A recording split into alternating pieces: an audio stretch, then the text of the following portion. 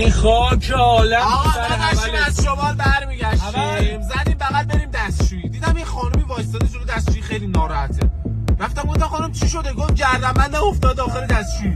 گفتم ای بابا رسیدم خانم بزن من کمکتون میکنم، منم که میدونی در راه رضای خدا همه کار انجام میدم. آره خدا. آستینو زدم بالا، بچه دستو کردم داخل، هی میچرخوندم پیدا نمیکردم اینو، هی میچرخوندم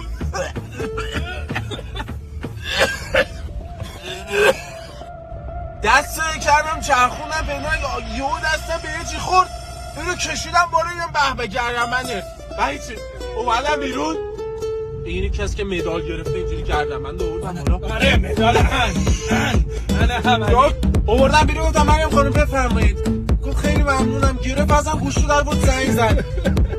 گفت علیرضا عشقم یا آقا اینو در آورد من الان میافتم یا سمت علیرضا. ان شاءالله خیر از جوونی نمیری علیرضا.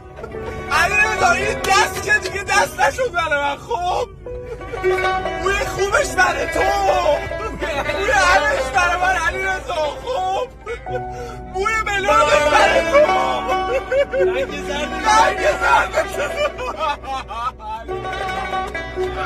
علیرضا.